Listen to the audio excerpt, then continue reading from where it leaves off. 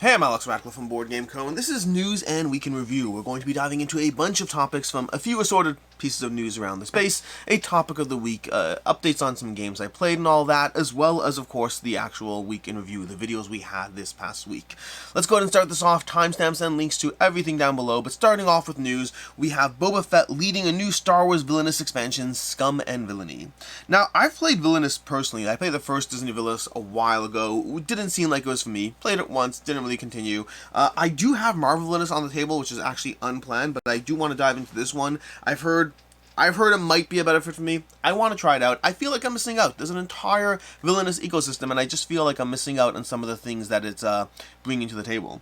But either way, Star Wars, I haven't actually played the Star Wars one, and this is going to be, Boba Fett, introducing that. I haven't played Star Wars, haven't played Marvel, only played Disney, and only once, and the original core set at that. Tell me if I'm missing out with that knowledge. Like, if I played the original and it wasn't for me, should I be trying and branching? And, I mean, I may or may not get this played over the week, so we'll find out anyway. But either way, curious about that. It's a tremendously popular line that's continuing to expand and expand and expand, and it is not our last piece of Star Wars news this week.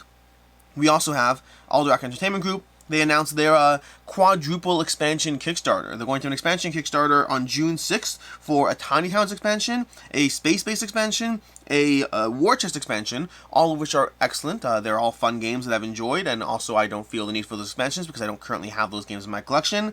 And then my personal favorite, a Cubitos expansion, which I am very, very excited about. Let's see if we can zoom in on this over here. I don't even know if we can... Probably, there we go, look at that. That looks cool. I mean, it's just dice in a box, but it's called Foul Play. Why is that cool? I don't know. I just want more Cubitos. Cubitos is a lot of fun. Really enjoy that one. Looking forward to diving into that more. We also have Terraforming Mars Prelude 2 expansion coming to Kickstarter, otherwise known as This Is How You Print Money. I could be wrong. I thought that after they did the big box Kickstarter, they said there's no more expansions for Terraforming Mars. I could be wrong. I also know that I frequently and constantly reference the fact that Dominion has said a long time ago, hey, this is our last expansion, and that was about like 6 expansions ago. So I understand the fact that sometimes things change. As long as it fits into the big box, I don't personally mind. Once it starts to not fit into the big box, that's when you start getting into a... Because the question is, if you announce to your audience, if you say, hey, this is the last one, there's no more coming, and then you change your mind, what harm has been done along the way? Now, we could get into that conversation, because we could start answering, we could find all kinds of things, but I would say in most cases, there's not harm done most of the time. Again, we could come up with a scenario for everything in every way. But in a standard case, we say no more Dominion, you go out and you know whatever and fine, and yes, now there's more Dominion. And again, we could come up with all kinds of cases. Maybe you sat there and crafted your own finely honed custom insert. You paid someone $500 to come up with a custom insert for your collection, and now it no longer fits. There are, of course, edge cases to everything. Maybe you decide to go into the Dominion system because you're like, this is where it ends, I can deal with this, but I wouldn't have actually gotten it. Everything will have a possible case. But especially if you literally announced it during your... Hey, here's a big box, and by the way, in case you're wondering, this is the final version, there's no more stuff, everything fits into the big box, you're all good, and then you make more stuff that doesn't fit into the big box, then you literally incentivize the sale based on a false promise. Now, again, 2 caveats before we go down. I'm speaking hypothetically, I'm not talking about this one yet, because A, I think they said no more expansions, I'm not certain, so double check that before we jump on anyone, and then 2, and separately, is this, I imagine, would fit into the big box, so there's also not that issue. But this is just hypothetical, announcing you're not going to be doing more expansions than doing expansions and how that plays out. We also have over here, we have Sam Healy starting a new channel. Sam Healy starting a channel, The Flip Side of Board Game. FOBG, The Flip Side of Board Gaming. You can go ahead and check this out. He's already, just announced this past week. Highly recommend taking a look at it. Don't get me wrong, I don't think there's not enough content yet to really see if this is something for you or not. But if you've been in the board game space long enough, then you almost certainly have been watching Sam Healy for a long time. I very much enjoyed his interactions when he's on the Dice Tower. Very excited to see what he'll do next over here. In general, my tastes have very strongly aligned with him in terms of just the his approach to Ameritrash and dungeon crawlers and all those kinds of things. And yeah, I'm very curious to see what's going to come next. But the flip side of board gaming, feel free to check that out in case you want to see a giant in the space diving into his own presentation of, well, content and reviews and all these things. Also, fun fact, and this is what I actually really like and appreciate. I probably should have started with this because it's very relevant. He's calling it the flip side of board gaming for 2 reasons. One is because see you on the flip side. Although I don't know which one. When he says see you on the flip side, is that new to flip side of board gaming? Or I think he's always said that. He's also always said try before you buy. Those are like the two things he said a lot of, I think. I could be wrong. But the other reason for calling it the flip side of board gaming is Sam Healy has been in the fortunate position of having been a board game reviewer, a content creator, but also having worked on the publisher side after that, and so he's been able to see the system, the space from multiple sides. One thing that I often get I get both a lot of appreciation and a lot of flack for, I get both of them, is the fact that I try to tackle things from both sides of the equation. I've run a company. I understand how easy it is to let someone down even though you have the best of intentions. I understand how much complexity there is to the most basic of requests. I had someone 2 weeks ago who emailed me. I'm not going to get into too much because I don't want to jump down anyone's throat here, but they were emailing me about, like, how a company is completely ripping them off and how clearly this company is only approaching the Kickstarter in this way because they're trying to, like, maximize the amount of dollars they can take from the customers, and they're trying to put all their previous backers in a bad situation where there are no good options. And I was like, I understand the frustration of being a previous backer. I do. But all the things you're pointing to as malice and intent are just hard to do. You're asking a company to bend over backwards for specific use cases of specific people who want specific things, and to actually create new SKUs and deal with that production and likely deal with them for a very small subset of buyers. There's a lot of complexity in actually running a company as opposed to the simple, well, hey, if I want it, you should do it and it'll all work out. Why wouldn't you do it? You must be trying to rip me off. Life is complicated, and malintent is not nearly as prevalent as people think. Again, this is not a conversation to defend companies right now. This is not a conversation about specific instances. This is just about the nature of the consumer side of things. If you've never run a business or dealt with a business or had to deal with these things, it is easy to see something as mean, as evil, as problematic, unless you understand the other side of the equation.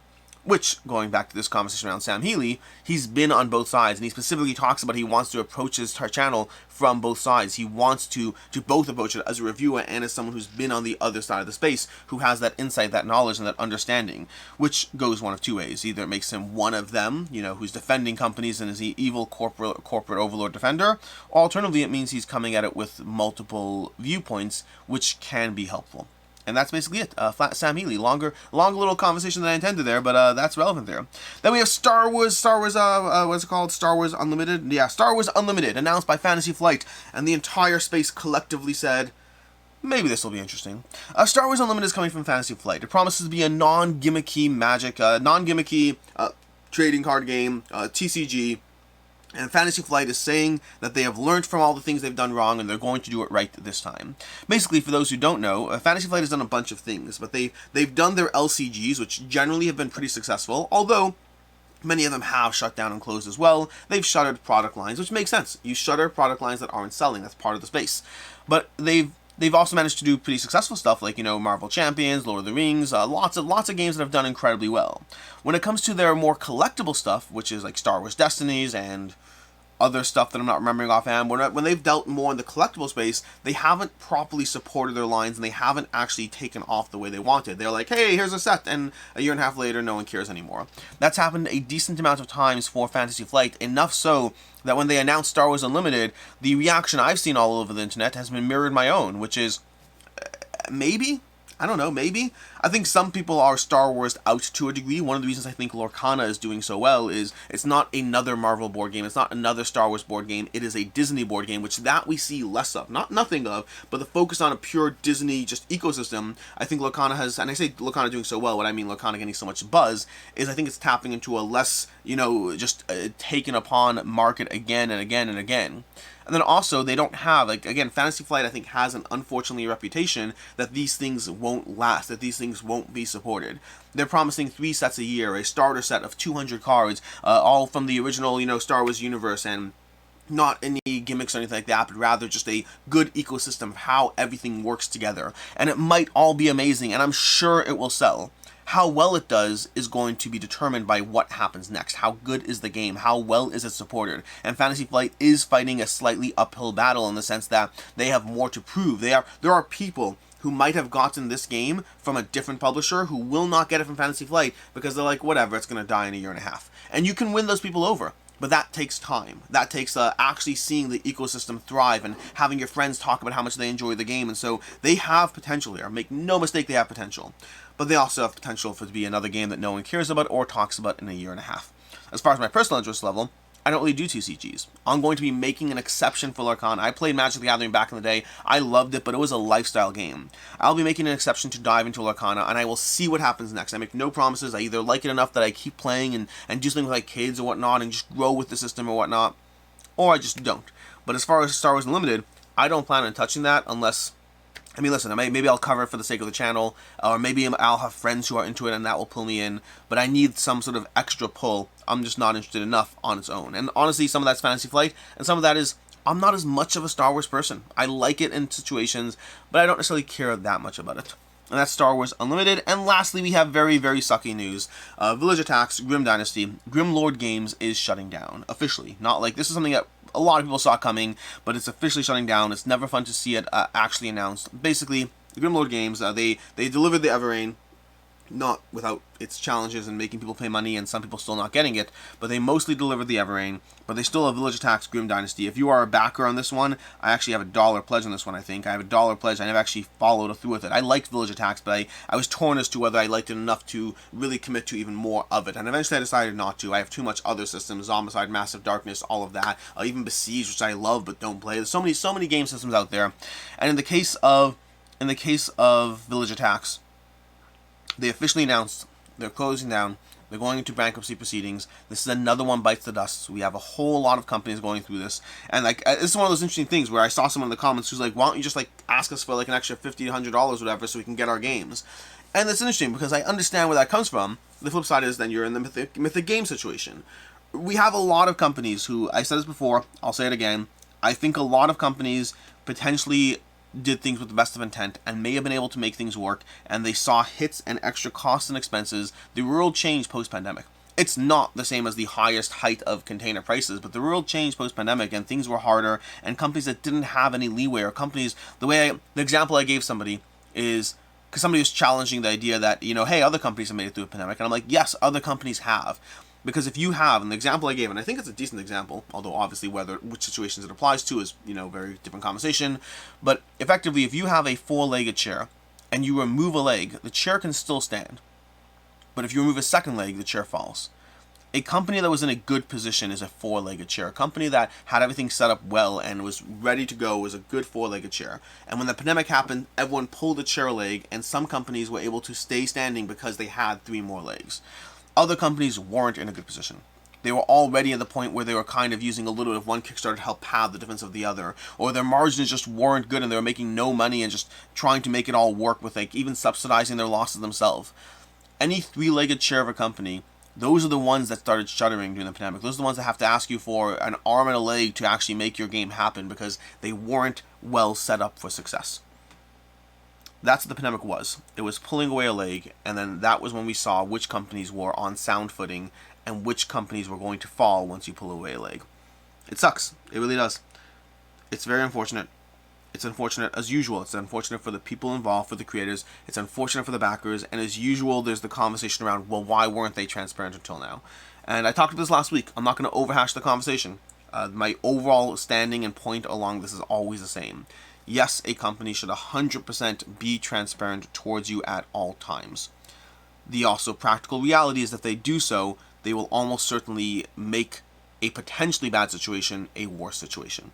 I'm not advocating that they should not tell you. I'm not advocating they should not communicate or be honest or direct or transparent. They should be. We all should be. And life sometimes is complicated and it's hard, and it's very easy to make a decision that we know is morally wrong, but we feel is the best potential outcome for everyone involved, and then sometimes that just makes things worse for everyone, and sometimes it's fine. A common example I give, is the idea of fake funding goals. Fake funding goals is one of those things where there's a lot of moral outrage. Whenever a campaign says $20,000 and then boom, they get to $35,000, they're like, actually, we're canceling the campaign because we thought we were going to get to $100K. And you're like, well, why did you do that? The outrage tends to only exist in the situations in which the thing actually goes wrong. The outrage does not exist when the situations in which things go well, in which things go right and as expected. When the campaign cancels because they announced a fake funding goal and they went over, everyone's like, well, why did you lie to us? And I get that. Again, you should tell the truth. There's a complicated practical reality of things as well.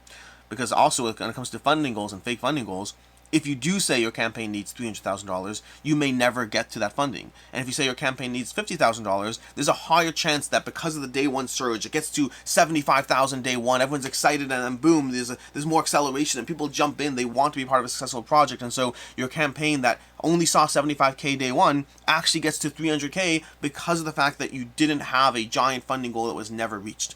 A campaign that spends the entire time throughout the project not funding attracts fewer people, and so there's that practical reality of, and by the way, in those situations, nobody's upset because you never really know that it was fake. You never really know or understand that, oh, that $50,000 was a fake funding goal, and because you don't know that, the outrage only exists when things go wrong. I don't even know the number of companies that have sat there and not been fully transparent about how bad a situation was, and then they were able to successfully make it work because they landed that next thing, because they found that bank loan while they kept things afloat. If you do engage in not a full degree of transparency and communication, I'm sure there are times where it's worked out fine. And that is the inherent complexity of the situation. As usual, I'm not advocating one pathway or the other. I am saying that one pathway is wrong and practically can produce better results. And that is a complicated conversation that I hope that none of you find yourselves having to be in. I remember I saw a different comment this past week about someone who was like vilifying everyone who worked at Mythic Games. Everyone who worked there is part of the problem. Because they knew. They knew and they didn't say anything. For all of you, I don't envy a single one of you that has to be put in a situation at work in which you are morally compromised. I really genuinely do not envy it. It is hard to be in a situation in which you have to juggle your ethics and your paycheck. And I'm not saying that again, there's different levels of things, but you may not be the person cheating someone, you might just know what's going on, but it's complicated. Life is hard, life is complicated, and I highly recommend judging actions, not people. Judge an action as wrong, and understand and question for yourself whether you would engage in that same wrong action if you were in the same situation. And maybe you wouldn't, and that's okay. Even if you wouldn't, even if you think you wouldn't, or even if you know you wouldn't, or even if you actually wouldn't, it also still doesn't mean you should judge the person. Unless you're a perfect person. A common example, this is getting way, a common example I give is that there's this basic refrain, don't judge a person until you're in their shoes and all that. But a big thing I give is, unless you are a perfect person, then understand that there's someone who's better than you who can judge your actions while you're judging somebody else for their actions. It's this impossible circle of, if I can sit there and say, well, you're a bad person because you're doing X, Y, and Z, I guarantee you someone else can point at me and say I'm a bad person because I'm doing X, Y, and Z. I am not perfect, 100% not perfect. And that's almost certainly true of you. Judge the actions, don't judge the people. Anyways, moving on to the topic of the week. The topic of the week, let's go ahead and close this off over here. Let's close this here. That stop. Are we video stopping here? What's going on here? There we go. Stop the video. Let's go ahead into the topic of the week. Topic of the week is ratings getting a little harsher, and this requires an explanation. Basically, probably a short topic. We'll see. Nothing's ever really short. But my rating system has not changed. Actually, the language has changed like a tiny notch, but I haven't actually updated it yet. I've made some. Let's take a step back. I rate games. That's one of the things I do as a board game reviewer. I rate games on a 1 to 5 point scale.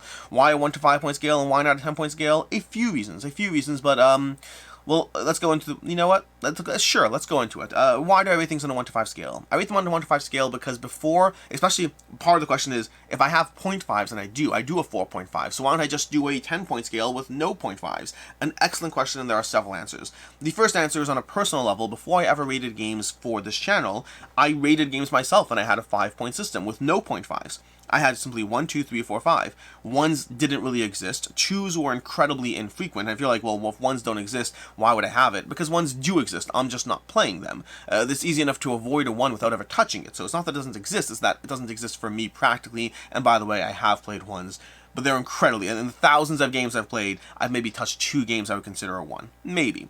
Anyways, 2 exist, but they're very infrequent. 3s are very, very common. To me, a 3 is a standard, normal game, and this is before we get into the 0.5s. 3 was a very standard, normal game that in most cases a 3 was good game, don't need to own it, end of conversation. That was the vast majority of games I played. That is still the vast majority of games I played. 4 is where you moved into games I really enjoyed, and 5s were the best of the best. It does not mean they're perfect. I do not believe in perfect systems, and so ultimately the practical reality is I had a 2 to 5 point scale where 3 and 4 were most common, 3 was the most common, 5s were the exceptions but still present, and 2s were the exceptions and still present. Effectively meaning I had 2 primary ratings, a 3 and a 4. That was my rating scale. As I started reviewing games more, people wanted more distinction, and so I added the 0.5s. Why not shift to a 10-point scale? Because to me, I mentally think of games primarily in those buckets, and the 0.5s are kind of shifting one way or the other. So for example, right now, and all my ratings have a meaning. If you look at my ratings in any video, it has an actual meaning of what that number means. Why do I have an actual meaning? Because otherwise, I don't know what a 4.5 is. If you just have a number and a number scale and a 3 and a 2.5 and a 4.5 and a 4, what do they mean? Is it just relative to each other? And for me, it helps to have an actual meaning aside to those. What does this number mean to me? Similar to the way Board Game Geek has their own what does this number mean? And that's for them. For me, I have my own system of what does a number mean. And a 3.5 is a 3 is usually the primary examples I give, although I have them all down below. A 3 is a good game. I enjoyed it. I had fun with it. I would play it again. But also, if I never play it again, I'm not even giving it a second thought. There's not a single part of me that's like, well, I want to play that game again. I had fun. I would do it again. If you want to play it, sure, not a problem. That's a 3. Very, very common. The more common rating, I'd say, is 3.5. Once I started adding 0.5s, 3.5 is the more common rating now, in the sense that a 3.5 is a game that I do kind of want to play again, but also practically speaking, I understand that there are too many good games, and so I have some degree of emotional thought attached to the experience that I enjoyed, but also it's okay if I don't play it. A good example, just looking at my shelf right now, is right now there's a game there on the shelf called Wildstyle. I liked Wildstyle. It was a fun little game of real time, just like almost like spit-like playing cards. I enjoyed it. Like, I actively kind of wish I could play it more, but I'd rather play better games. Versus looking at my shelf right now, what's a 3? A 3 would be, I'm trying to like look at my games going away. Let's see. This is hard actually. Gutenberg, well that's actually probably a spoiler to a rating, but whatever, it is what it is. Gutenberg's gonna be an upcoming review. I gave that a 3. I'm okay with Gutenberg. I enjoy it, but I don't need to play it again. And if I don't play it again, I'm not committing mental thought or energy to the fact that, well, I kind of wish I was. And so that's my rating scale. That's my 0.5s. Part of the reason as well that I don't switch to a 10-point scale is I just find that ultimately the ratings that I don't use are, I don't even touch anything. Okay, not you don't touch. It is rare that you will see anything under a 2.5. Okay, 2.5 is usually the lowest it'll go most of the time. And again, they all have this meaning, and you'll see why. 2s do exist. 1.5s, I think 1.5s and lower they exist, but you're never going to see a video about them. Just not because I'm trying to hide it, just because I'm not going to review a game that's that bad. I'm not playing again. So longer tangent than usual. Either way, point is that that's why a 5-point scale. So I like, and because of the fact that I won't use a lot of ratings, to me, having the window of using a 2.5 through 5 feels better than using a window of 5 through 10. 5 through 10 feels like there's an entire half the spectrum I'm not using. And even though that's true in both cases because they're the same, it's just the way I think about it, it feels better to me. Also, once upon a time, I asked you all for your opinions, and a 5-point scale with 0.5 ratings was the most asked for answer. So for everyone who asks why that way, it was the most asked for version. Anyways, moving on. Moving on to the ratings getting harsher. So ratings are going to be seeing a slight adjustment, and because of the nature of how often I film reviews, it may take time for this to fully infiltrate, but they're getting slightly harsher, not very harsher, and the reason for that is very exact. One of the things I've noticed over the past year is I've gotten rid of more 4s. I rated a game, it's been a 4, and then I got rid of it. And I don't love that. And I have explanations for it, but I don't love it. The explanations are almost always, hey, well, it is a 4. I did really like it, but there's too many better games in the genre. Area Control, Heavy Euros, that kind of thing happens a lot. And there's too many better games, and so even though this is a 4, I have 4.5s and 5s, and so this game is leaving. And a lot of it has been generated around the idea that very often I rate games, and this is complicated, because I try to rate games in a vacuum, so to speak, meaning when I review the game, as much as possible, I'm like, well, if I kind of ignored how many other games I have, how do I feel about this game? And that does result in a slightly more favorable rating. That thing that I debate whether it's a 3.5 or a 4 shifts to a 4 because I'm like, it's a really good game. It just happens to be I have more. And I don't know. I think that the problem with that is it has a certain degree of guesswork attached to it. How would I feel about this if there weren't so many other games that I love and enjoy? And I'd rather stick to my actual rating system, which has an actual meaning to it, again, which a lot of that's based on how I feel, do I want to play it, all that situations, whether it's in my collection or not, those kinds of things. And it's still true that a 4 is not a guarantee that's in my collection. It's still true. Usually, the way I put it is a 4.5, I can't remember ever getting rid of a 4.5 initially. Over time, they can shift. Over time, things happen. But if I rate a game of 4.5, it's guaranteed my collection so far. 4 is usually my collection, but something's not. And that's still going to hold true. But I'm trying to be a drop more encompassing of the full amount of games I play and have and try as I rate games. And practically speaking, it's not going to be a huge shift. It's not. I debated doing a full video about this. The problem is I don't want people to feel like, oh great, now I'm sending Alex a game and now it's going to be rated harsher. No, it's not going to be a huge shift. It's going to be a very minor shift, but things that I was debating between a 3.5 and a 3 might shift down to a 3. Things I was debating between a 3.5 and a 4 might shift down to a 3.5. Things that were a 3 or a 2.5 might shift to a 2.5. A 2.5, the difference between a 3 and a 2.5 is a 3, I'm losing no sleep if I don't play it again. But I'm happy to play it again. If you're like, hey, can we play that game and it's a 3? I'm like, sure, absolutely, totally fine. If it's a 2.5, already introduces a degree of hesitation. I am now reluctant to play that game again. Something about the experience is not good enough that I'm actively reluctant to play it again. Now, there still always will be complexities. One that's going to be interesting is Lord of the Rings right now. Lord of the Rings, the adventure book. That's a game which I'll be rating shortly. I'm not going to tell you the rating now, but that's complicated because of the fact that I've finished it, and so my interest in playing it again is gone now. So I'm going to give it the rating that I had while playing through it, and then also tell you, like, yes, and now the replayability to me is just not there, so that's also a factor. And so there still always will be complexities, but I think just over the next several months, you may notice a slight shift in how harsh I am towards games. Again, not harsh. I think most games will still be a 3, and most experiences will still be where they are, and the overall determination of whether they stay or leave my collection, that's not changing at all, because that's always been in perspective of everything. But yeah, you might notice a few small adjustments. If you're like, wow, why'd you give this one a 3 and, 6 months ago you gave that one a 3.5, this might be why. If you're looking at those comparisons and you're sensing a slight degree of harshness towards games, again, I'm using the word harshness, but just a bit stricter as to the ratings. I think there's too many good games, and so I want to rate things more and more within the ecosystem that I get to see and experience and play in. And so yeah, I'd say your average rating's probably dropping by like 0.25 across the average. It's not going to be major shifts, but there'll be minor shifts here and there, and you may see it, you may notice it, you may not, but ratings are getting a drop more critical. And that's just the number. The numerical score is the only thing that's changing. Everything else is the exact same. Anyways, with that, let's go ahead and move into the games I played. The games I played, 12x12 update. I don't really have a 12x12 update this week. Nothing really got played that I think is... I could look through. Let me see. Let me just go through it over here. I'm playing this fun game, by the way, called Slice and Dice. It's an app game. I even paid $7 for it because I played the demo first. Really enjoyed it. But anyways, that's unrelated. That's just because I was on my phone when I pulled this up. So, just in terms of 12x12 stuff, I don't think there's any real updates from last week. I mean, Tapestry is probably going to hit 12x12, but I'm not doing a 12x12 review on that until I actually play with all the expansions as well. Other than that, I don't think anything that counts primarily. I mean, a bunch of games are making progress, but I don't consider everything a 12x12 eligible. So something like Just One, which I'm playing a lot of, I'm not doing a 12x12 review on Just One.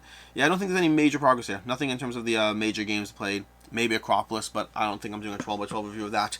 Anyways, that is basically where we are as far as that. So as far as the games I played, let's start with Turing Machine. Turing Machine is one I will have a review of, but I've been playing this one both solo and cooperative. Not cooperatively, there's no... Well, I guess there is there a co-op mode? I don't even know. I've been playing this solo and competitively with Turing Machine, and it is brilliant. It is actually brilliant. Like, I mean, in terms of the design, not in terms of my appreciation of it. The design is brilliant, and I'm surprised I don't like it as much as I do, or I'm surprised I don't dislike it. I just don't feel the need to play it again. That's one, for example, that will be a 3 that might in the past have been a 3.5, because I think it is really good, but I just, compared to other deduction games, I'm not inspired to dive into it. There's aspects that take away from the experience. It's very multiplayer solitaire. We'll get into it fully in my review, but Turing Machine is one that I very much expected to like. I overtraded for that game.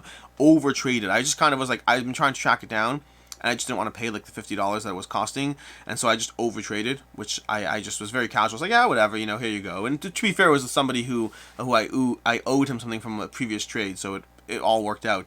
But I traded for that game, and that is, I did not enjoy Turing Machine, not nearly enough. It's fun, don't get me wrong, but it goes into that category of, again, if I am happy to play it if you ask to play it. If you ever, I'm probably going to be taking my copy and putting it into the level up retreat library, because I remember when I saw Turing Machine at Dice Tower West, that table always had people at it the entire time, because it's an easy to pick up a game, it's easy to play, having it set up, so I'm probably going to put my copy towards our hot games room in Dice Tower West. So if you do want to play with me, if you want me to show you how to play, happy to do so. Happy to play the game. Also, I don't think I'm losing any sleep if I never play the game again. It's brilliant, it's well designed, I can see why it gets buzz. Not for me. Assassin's Creed Apocalypse. I'll also have review coverage of this one in general. I usually try to pick games that I'm not reviewing when I do what I played this past week, but I think all the games I played this past week are games that I've either talked about already or are getting review coverage, so it is what it is. Assassin's Creed Apocalypse, I'm going to have more of a first impressions for it. It's kind of just because it's a campaign game that I only got to see a small part of it, so I don't like calling those reviews, but overall, it's more Assassin's Creed with generally positive changes. I like the theme of Assassin's Creed more than I like the theme of Apocalypse, and primarily because I think of my affinity towards the video games, where I've played in the theme of Assassin's Creed Brotherhood of Venice, but I have not played in the theme of Apocalypse, and so I think I just prefer that there.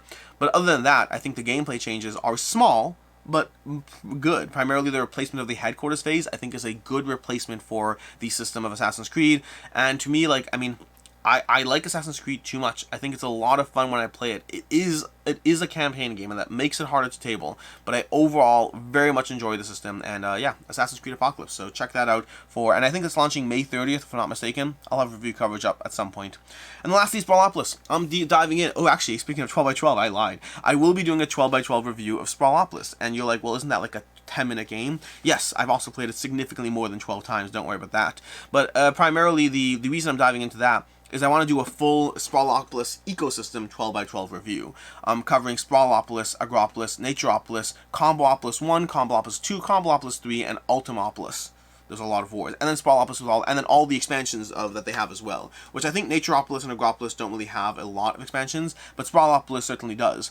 So I'll be doing a full review of the entire ecosystem, and because I've played with all the various combinations and all that, that's not entirely true. I have not played with Ultimopolis, whatever it is, yet. That's the only one I'm still missing, but everything else I've done, and I want to do a full, all-encompassing review coverage of those 3 games and that full system, talking about how they all work, what expansions add, which ones do I play with, how do I feel about which one. I just full coverage of that. But basically, I like the system. I even like using Combopolis so far. I like Combopolis and I would play with it, and usually I find those things a little more gimmicky. Like, just play Sprawlopolis, just play Naturopolis. The amount of times I don't use like crossover packs in games, or even quest for the oh my gosh, the what's it called? Almanac, the quest for Almanac, the Crystal Peaks, Almanac, the Dragon's Road, whatever it is, those 2 systems, they have crossover things as well. Don't use those either, I find that fiddly. But in the case of Sprawlopolis ecosystem, I like it, but I'll be talking about it more as I go through it. And with that, let's go ahead and dive into the videos of the week. Videos of the week starting off with this past Saturday. I did a review for Northwood. I gave it a 4.5 out of 5. Really enjoy Northwood. I like it a lot. The only thing really holding it back is just that sometimes a system is lighter than what I'm looking for, and therefore won't achieve as high a scale. And a reasonable question I've gotten in the past is, well, if it's the best in class within its system, but it could never achieve a 5, then is that fair? And the answer is, my rating system is based on a specific meaning and not just a how good it could be, and because it's attached to a meaning, ultimately it is strongly based on my preferences. I've thought very often, Shelfside has a system where they review games with an audience score and a personal score. I've thought of that in the past, and I've wanted to use that, but I ultimately think that if I use that system, I would use it as an opportunity to be more kind to publishers with the audience score while still being able to have like the fallback of my own score. So like, oh yeah, my gosh, this game, I can really see why people love it. It's an 8 out of 10. Also for me, it's a 6 out of 10. I think I would default to that. And I'm not saying that because I can't be intellectually honest, but I think it's because if I'm talking my own opinion, it's my opinion. What am I going to do? Lie to myself? But if I'm trying to extrapolate onto someone else's opinion, isn't that a little harder? Like, there are certain games, like Valeria Card Kingdoms, that's a game where I can tell you right now, my personal score would be higher than my audience score. That's one of those exceptions, kind of. But most of the time, I think I would be like, yeah, it's well designed, just not for me, and so I'd be kinder. I think the average would just be higher, and so I like the idea of the system, but I don't actually want to use it. And the conclusion of that, though, is For Northwood would never be a 5 out of 5. It's a little too light for what it's doing. 4.5, it's like, I mean, it's doing well, don't get me wrong. I like that game a lot. Anyways, later on Saturday, we had a review for Sabika. Sabika, I believe I gave that one a 3 out of 5, if I'm not mistaken. I enjoy Sabika, but I just don't, going back to the meaning aspect, I think it's and I commented this in my final thoughts, I think it's a very well-designed game. I think it'll work for a lot of people. For myself, I don't find myself compelled to continue playing it. I enjoy it, I liked it, I've had fun with it, and I'm just not going to think about it ever again. That's Sabika, 3 out of 5. Then we had Sunday. Sunday I had going through my big box campaign games. This is a full video of going through like 40 or so campaign games. And yes, many of you correctly said many of these are not campaign games, they're episodic games. But either if they had a campaign or felt like I would approach it as a campaign, I still put it in the same category. Although I will say, Zaya has a solo mode. Massive Darkness 2 has a campaign. Wild West, Zombicide Undead or Alive has a campaign. Some of these games have a campaign, and it's just a question of whether I engage with that campaign. Then there are games like Machina Arcana, which does not have a campaign, but I mentally approach it as. Cthulhu May Die, I approach it as a campaign. I actually, when I play it, I try to have one of the things I have is permadeath. Anytime a character dies and you didn't take down the Elder One, I do it that way. If you died, it's okay, but if you lost against the Elder One, all those characters you used in that game, they're gone. You can't use them. And I have the stretch goal, so I have like 40 characters, but it slowly eliminates the pool. So I treat it like a campaign game.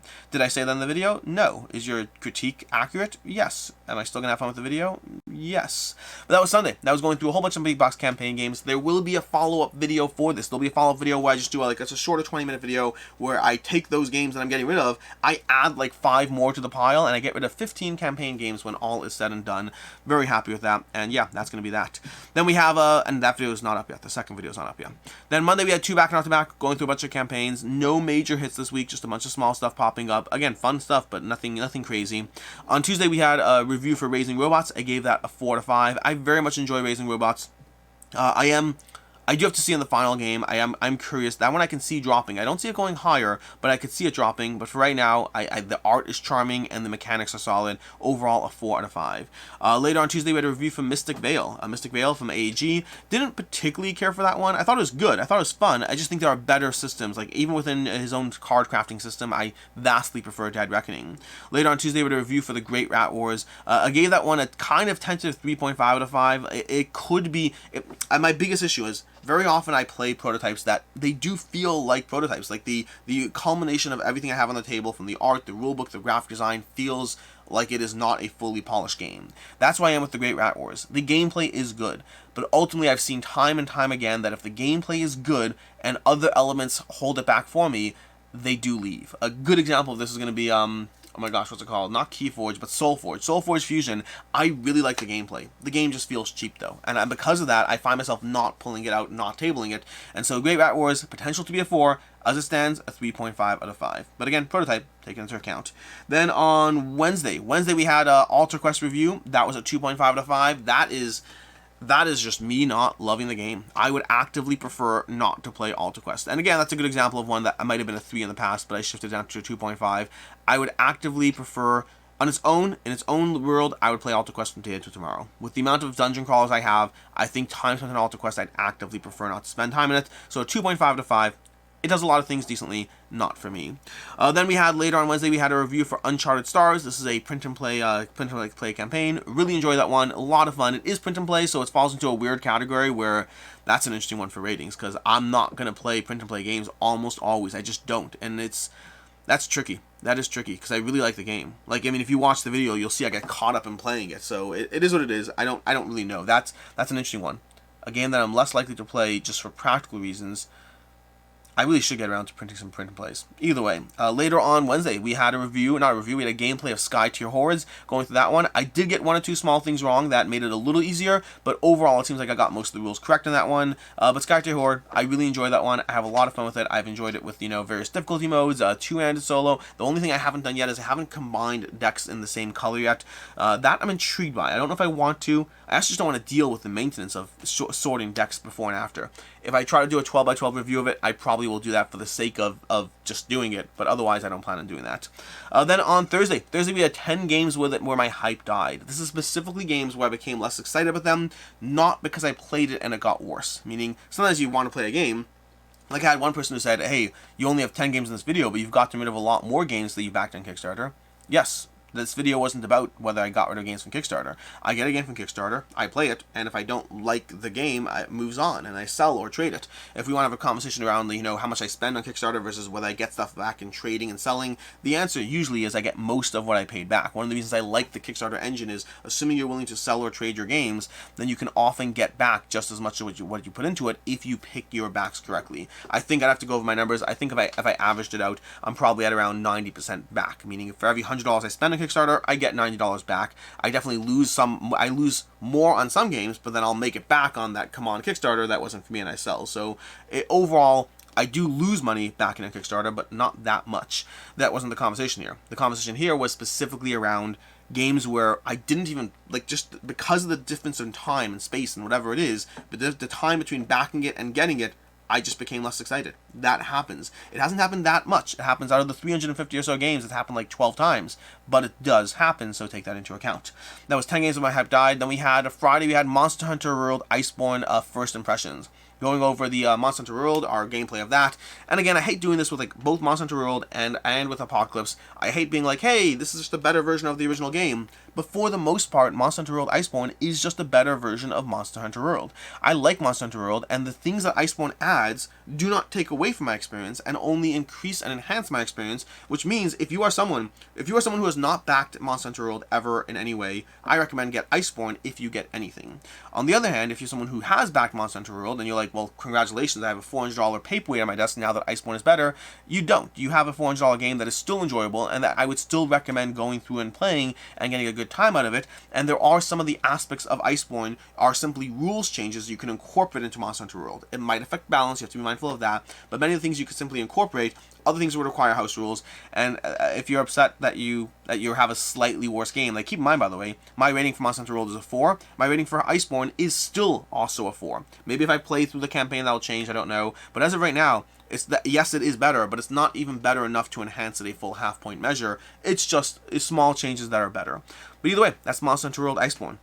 That's the first impressions with Meg and Devin. I can't remember who's played what. Like, one of us, I can't remember, I think Meg had played, no, I don't remember. One of us has played the video game, one of us has played, I don't remember. I think Meg played the video game, Devin played just Iceborne, and I played not the video game, but the original. I think there were 3 different perspectives. I don't remember exactly what they were.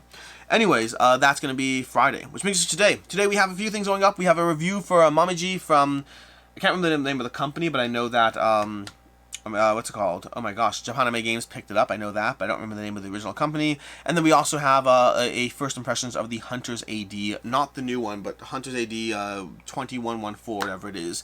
I call it first impressions. I gave it like several hours. I don't remember exactly. I've played for like 5 to 7 hours, somewhere in that range. So I've definitely given it a good chunk of time, but also 5 to 7 hours in a game like that is definitely first impressions territory. But you can check that out going up later today with all my thoughts and opinions on that. And I will caution, it does seem to be fairly different from the one currently on GameFound. So if you're extrapolating one to the next, look into the differences. There are definite similarities, but there are definite differences. But yeah, that's that. Anyways, that is that, which brings us to the games on the table. Games on the table, these are the games I hope to be diving into this week. First of all, we have Phantom Epoch. I don't know, this has a 70-page rulebook or 60-page rulebook, so I don't guarantee I'll play it this week, but I'm certainly going to try to. We have Marvel Villainous, which I said already. I do want to table this one. I've been trying for a few weeks now, and I haven't gotten to the table. We got Titania, Dr. Octopus, and Kang the Conqueror. Obviously, I'll be Titania. Why not? And then over here, we have Parks, which I have not played in way too long. I want to break out the solo mode, primarily because I got the new expansion for Wildlife. It's not new, but I got Wildlife, and I want to table it, but I haven't played Parks in so long that I want to like refresh myself on the rulebook, play the solo mode, which I've heard good things about. This also is on my 12x12 challenge list, and I just haven't gotten around to it. And then lastly, I got my hands on Resist, which I want to try table and play. Heard good things about this one. It was on GameFound at one point. I never actually played it or backed it. I do want to, though, so we'll see what happens. But that's going to be Resist. I've heard too many good things, and I definitely want to play it. And with that, I'm Alex Radcliffe from Board Game Co. I hope you enjoyed this week in review, and as always, I hope you have a good one.